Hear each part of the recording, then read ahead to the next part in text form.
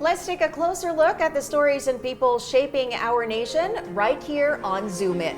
I'm Menchu Macapagal. Programs lacking funds, shortage of teachers, systemic delays.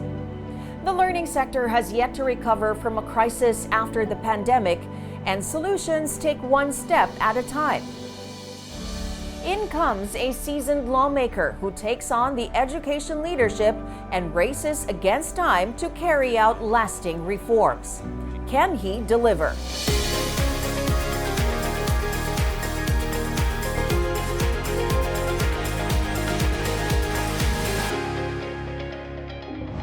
The numbers don't lie. Many students can't meet basic learning standards, and school systems are struggling to keep up. What will it take to turn things around? Let's zoom in on the man leading the charge, Education Secretary Sonny Angara. Well, you have been DepEd Secretary for a few months now. How has that transition been like for you, especially considering all of the controversy surrounding or hounding the department? It's been a very busy and interesting time, to say the least. There's a lot to do, a lot of problems to solve. But thankfully, the President has given us his full support, the department, and given us a free hand to implement reforms. Well, you know, when the pandemic hit, several people were sounding the alarm, saying that we were in the middle of a learning crisis. Now that the public health emergency has been lifted, would you be able to say the same? Definitely. Now we see the rubble, so to speak. We were already set back before the pandemic by maybe 2.5 years, and then the pandemic set us back another 1 to 2 years. Yeah, that is actually reflective of the information that's coming out in the EDCOM to report, right? They're saying that many grade 3 students are actually 1 to 2 years behind, with some going on to grade 4 with their competencies still at a grade 2 level. So what immediate steps will DepEd take to address all of these learning gaps? Well, thankfully we have a new law, the ARAL law. It's basically to address a lot of the learning loss, and it's as a form of tutorial, and the focus is really on the foundation skills of kids, which is literacy and numeracy, reading, writing, and mathematics. And as you mentioned, across the board there are weaknesses, and so that's why the interventions also need to be quite comprehensive. So there's a simplification also of our curriculum. The Matatag curriculum is simplified. We've cut it down in terms of competencies and really focus on the essential building blocks of knowledge, because if your foundation is weak, then your figuratively speaking, your edifice will be also weak. So one of those interventions was Catch-Up Fridays, right? Which was launched last year under former DepEd Secretary Vice President Sara Duterte, which was designed to help struggling students, especially when it comes to reading. But they said, the EDCOM said that it hasn't really been sufficient, because only about 10% of students needing the intervention actually attended these learning camps. So what tweaks are you making to recalibrate these programs for the next school year? Well, these programs, Catch-Up Friday, the National Learning Camp, they all were well-intentioned, but unfortunately the guidelines were not very specific. So now I think the ARAL law supersedes a lot of these programs, and there it's very specific that there's a focus on literacy and numeracy, and the times when it will be taught, after school, maybe on the weekends, and who will teach it. It's very specific. So we will implement that law as best we can. How do you ensure, compliance, if you will, that it actually reaches the learners that need it the most? Yes. Now, because as you said, the National Learning Camp was voluntary. So minsan yung pumupunta, hindi yung nangangailangan talaga. Okay. Not the weakest students. So now we're making it compulsory. The law makes it compulsory, actually. And we'd also like to strengthen our assessment system. We have assessment tests, but they're given sporadically, hindi every year. And you look at other countries, they do it every year. So we're looking at having those assessment tests every year. Yeah, because as they say, information is king. Yes. That's right. And speaking of assessment, since September last year, DepEd has been preparing for the science-centered PISA exams, which is this March. Yes. Right? So meron kayong post-assessments held in December. How did the students perform? Were the preparations effective? Our preparations is really not just for PISA, but for all types of exams. Yes. And really gearing ourselves, like the whole world is changing how they teach and how they give examinations. I think we should follow suit. We live in an age where knowledge is at your fingertips. So Yes. the teacher doesn't have to be the know-it-all or the oracle. The teacher can just be the guide and to guide students to where the knowledge is. And I think in terms of usage of technology, our learners need to catch up. We're still in the 20th century when the rest of the world is in the 21st century. So how did they fare in that particular assessment? The initial results were not great, but Okay. I think what is important is over time they're getting used and they're showing improvements. I think the trajectory is more important than the actual scores at the moment. The EDCOM report also found that about half of public school teachers are teaching science, but they're not science majors. So Yes, it's not yes. really their area of expertise, yes. right? So how are we addressing that? But there's a long-term solution, which is to produce more graduates. But at the short-term level, we're doing little tweaks to our hiring policies. So before, DepEd used to advertise that we need teachers, but they didn't specify what is the specializations. Now we're saying we need a math teacher, we need so many math teachers, we need so many science teachers. And then we're hiring outside the divisions, because sometimes hiring is within a certain division, because there's a law that says you must prioritize people from a certain locality in hiring your teachers. So we have to tweak that a little bit. All right. Well, another challenge is, class suspensions and school damage due to disasters. The report states that up to a month of school days were lost, especially in the Luzon area. Despite additional class hours, Saturday sessions, online learning also face some major challenges. How is DepEd strengthening disaster resilience in schools? Kailangan talaga medyo think out of the box, and so we're doing this dynamic learning program. It's a DLP. It's a learning technique that was teaching technique that was developed in Bohol. Si Dr. Chris Bernido won a Magsaysay Award for it.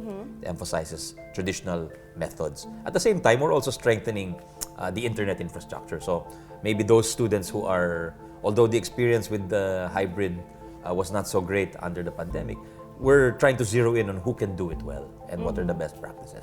So yung mga technology has proven helpful to more mature learners, I think. So if you're talking about senior high school students, maybe some days of the week they can just stay home, and then we can use the classrooms for those who are overcrowded, yung mga triple shift, double shift. May ganun eh. So rather than they're just sitting at home at walang ginagawa, we will use their time more productively. And especially with the ongoing classroom shortage, it's up to what, 160,000 already? Yes, over 160,000. So again, we're trying to address that by. I don't think we can address it with the traditional budgetary support from the budget passed by Congress every year, because the needs are growing every year and population is growing. So what we're going to do is we want to do public-private partnerships to front-load the construction of classrooms. So we're looking at 3 packages to speed up in the next 3 years, mas maumpisahan yung construction of maybe 100,000 classrooms. And where are these classrooms going to be concentrated? All over the country. All over the Menchu, country. yeah. They've already been Yeah. identified and... Not the 100,000. We've identified about maybe half of it. Okay. But the challenge is really to package it in an attractive way so that the private sector will really... Kasi in the past, attempts have failed because walang bidders. Because they realize, wow, these classrooms are on top of a mountain, nasa taas ng bundok, mahal to. Diba? Siyempre, from the private sector, you cannot gain interest if it's not attractive. So we're trying to find a way to package the construction of classrooms so that it is attractive to the private sector, because it is a public-private partnership. And if there are no takers, it's not going to take off. It's not going to work. That's right. So aside from all of these discussions about private PPPs for the classrooms, there are also ongoing discussions about reducing the SHS core Yes. subjects, right? To about, what is it, 5 or We're in the 6? middle of it. Right now, you're required, a senior high school student is required to do 15 core subjects and then another required 7 applied subjects. So now we're going to reduce that to maybe 4 to 5. 4 and then, to 5. Yes. And what for are the we core. For the what core. are we focusing on? Yeah. We're just focusing on the basic skills, basically. Which is? Again, literacy, numeracy, a bit of English, a bit of math, a bit of communications, some Filipino, some history. just very very minimal and life skills basically.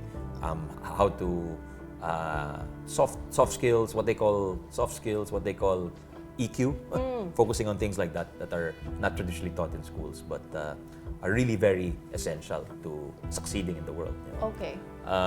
And we're going to give a premium to learner choice, meaning the student gets to pick and design his own course. So, importante dito yung career guidance. So, the role of, but it's not, we don't live in an age where it's just a guidance counselor giving advice and dun makikinig yung bata. We're living in an age where there's so many sources of information.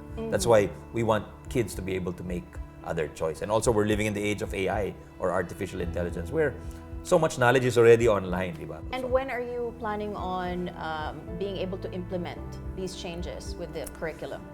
We're going to finalize it in the next few months and roll it out for the 2025-2026 school year. But we're going to give flexibility to the schools because medyo biglaan nga.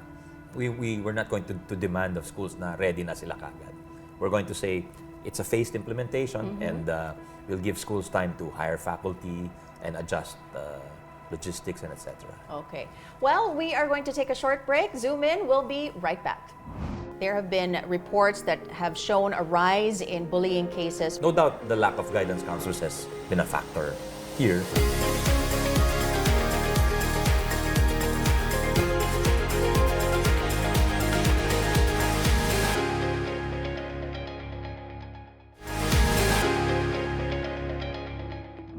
Welcome back to Zoom In. I'm Menchu Macapagal, and still with us, DepEd Secretary Sonny Angara.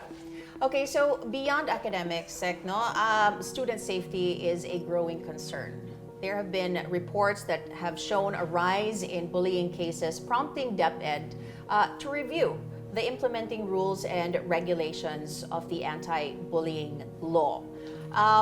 What specific revisions are being considered? But implementation of the law, actually, because under the law, all schools are required to have an anti-bullying policy and handbook, but apparently not all schools have been complying. Okay. So we need to be stricter at that level to require them to have these. Not only do they not have the policies, they're not implementing. Assuming they have the policies, are they implementing these policies?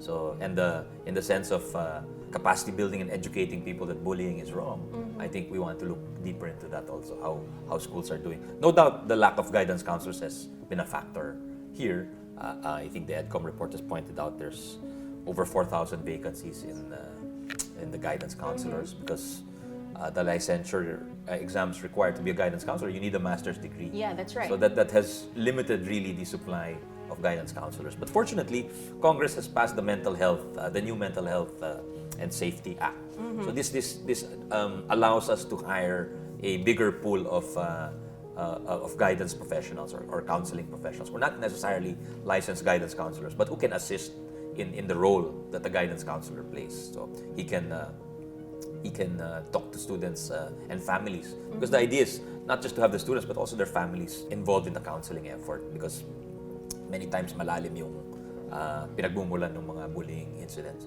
When you say doesn't necessarily have a degree as a guidance counselor, do you mean a degree or a master's? A master's degree. A master's, Yes, but yes. you have to have some sort of training. Yes. Okay. You can be a psychology major or a guidance counselor, of course. But what we're seeing in the pipeline is there are very few offerings, very few schools also who offer the guidance counselor courses, and in addition, very few takers. Yeah. So palit ng palit yung supply mo. And then another thing is also that They're also pirated the abroad. good ones Yes. are eventually leave the Yes, country. you're absolutely correct. So it's a brain drain as well. There is. That's true of many of our education professionals. If you talk about our special education or special needs education, those who cater to children with special needs, these are very much in demand also. Now, something else that lawmakers have raised concern about is the comprehensive sexual education.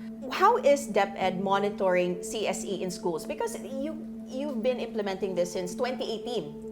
I think even earlier. Even earlier. Because upon the passage of the the RH law, which was law. a couple of years earlier, I think May 2012 or around that time. What exactly is being taught at different grade levels, and how is it different from the sex ed, if you will, of the previous generations? Well, before adolescence, I think what is taught is really the awareness of the body, the body parts, and how a baby is made. But later on, is the sexuality aspect enters, I think, at an appropriate age, which is in the teens already, or at least grade 5, grade 6 pataas. Of course, there's a debate of where it should start. Some countries believe it should start earlier. Some countries believe it should start later. But I think we listen to the experts here, and they tell us maybe not earlier than grade 5 or grade 6. And it's where you really refer to reproductive health and the sexual act, etc. That's where you talk about it. But before that, the awareness already starts, but it's taught in a scientific way. So that's the approach. I think what some people are worried about is that the sexualization of education comes in much earlier, which is not happening. Alarma din kami when we found out. So we checked, and it's not happening. It's not being taught the way it's taught in other countries. In other countries, okay. But, even considering that, Senator Win Gatchalian still has called for the CSE to be scrapped and replaced with reproductive health education. Now, you previously said there's not going to be like a major overhaul or anything, maybe just refinements in language. So could you clarify what changes? We agree with Senator Gatchalian that it must be culturally appropriate and age appropriate, definitely. So what we'll do is we'll remove the reference to international standards. I think that's what gets a lot of people hot under the collar and excited that we might be teaching something that is not culturally appropriate to a Filipino context where we're Catholic and we're a predominantly Catholic country, and some have conservative values and would like to preserve some of those conservative values. So we respect that, and it's something we take into account very much. Well, SEC teachers are at the heart of education. I'm sure you agree, and many have long waited for career growth and promotions. I know that the Teachers Career Progression Program will be implemented this year. How will it address long-standing delays in teacher promotions? I think one of the problems was we hire a lot of teachers here at DepEd, but the road to promotion and the career progression is so slow. So if you remember, the president in his last SONA said, dapat wala nang magre-retire na teacher 1. That's the first level of teachers. So what we found out from studies and from the EdCom studies that teachers stay a long time at teacher 1 and 2, and they don't get promoted higher because there are no positions to be promoted to. So we created new positions. I think 5 or 6 new positions: teacher 4, teacher 5, teacher 6, and master teacher 5, among others, to allow faster promotion. So there's hope. Nagbibigyan ng pag-asa yung teacher na hindi siya matetenga sa isang posisyon, hindi siya matetenga sa sweldo niya. And I think for the teacher, it's not so much the financial, it's really the acknowledgement that you're doing okay.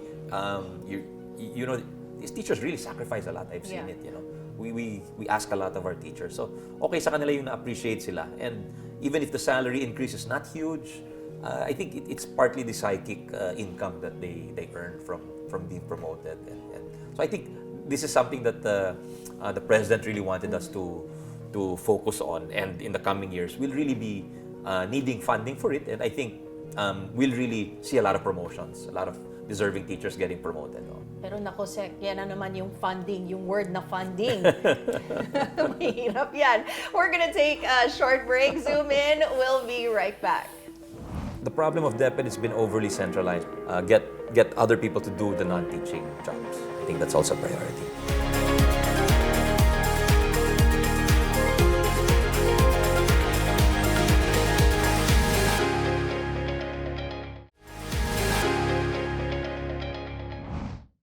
You're watching Zoom In. I'm Menchu Macapagal. Still with us, DepEd Secretary Sonny Angara. So before we took a break earlier, we were talking about funding and laughing a little bit about it. But it's no laughing matter that 4 billion pesos worth of funding for literacy and special education programs have been suspended due to the U.S. freeze on foreign aid. Have schools already started feeling the impact of that? Not yet. I think because the programs are ongoing and they haven't felt it, but they will feel it in a short time, I believe. So there are at least 4 programs which are being implemented by DepEd that, with the assistance of USAID, that have been suspended. And of course, we're hoping that the suspension is temporary. And but at the same time, we're also exploring, assuming it's a permanent or it's a cessation, if they stop the programs, what are the next steps of DepEd?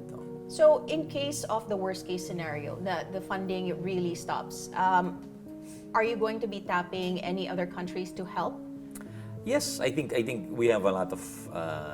There are multilateral institutions. You have ADB, you have World Bank, you have the Australian government also helping us. Now I think there's increased interest also from the Middle East. So I think hopefully there are people who or organizations who can pick up the slack, so to speak. No? Have you started dialogues with any of these possible? Oh, these are actually already our partners. Our partners, so yes. so it factors into the existing conversations or dialogues that we have with them, and they tell us, oh, what are you missing out on? So then since we have things in the pipeline to discuss with them and to ask, because they usually ask us what would you like to focus on. Okay. So we might tweak our proposals also in line with what's happening dito sa pagtigil ng USAID. So you're confident that you will be able to get the funding that will cover all of these programs moving forward? I don't want to overpromise, Menchu, no? Yeah. But I think we can focus on the essential programs and try to get funding for those. Okay, what are the essential programs if in case you had to pick and choose? If I had to pick, there's a program called ABC Plus, which is really teaching and giving out materials and focusing on literacy, numeracy, reading and comprehension at what they call Key Stage 1. This is Kinder, Grade 1, Grade 2, Grade 3. I would focus on that program because that's the foundation, that's the future. But is there space in the 2025 budget if in case these things fall through? Would you consider maybe asking for a supplemental budget? It's something we have to look at, Menchu. Okay. We also have to see internally if we can make realignments. There are very strict rules on budgetary realignments. No? You have to realign within certain programs. So that's something we have to study carefully. All right. Well, we've been talking about the EDCOM report nonstop, basically throughout the program. Another thing that they found that for the past decade, textbooks haven't been procured on time. The latest ones, I think in 2025, it was delivered in January, pero parang 39 out of 95. Yeah, it's really very surprising. Out of I think the EDCOM finding was out of 12 billion allotted, only 900 million was bidded out as of a certain time. So I think we've improved on that definitely. But still, I think we need to improve on the speed with which kasi dati parang pag na-bid out na, happy na kami. Parang dapat hindi happy ang DepEd until yung libro nasa kamay ng bata. So you mean the follow-through? The follow-through, the delivery and everything. Lacking. Yeah, I think the study of the whole process and it takes several years. You need to develop the manuscript, then you send it to the printers, then you proofread it, then you deliver it. So it's a very tedious process, and we really have to shorten it at every possible step. So what does that involve? Early procurement, meaning the budget has not yet been approved, but you still already do the steps for procurement because the procurement law requires several months to have the bidding. So, and then you have to deliver it all over the country. So these things we have to think of very well. Okay, and have you figured out how to streamline the process? Yes. We're working with it. We have a procurement expert with us.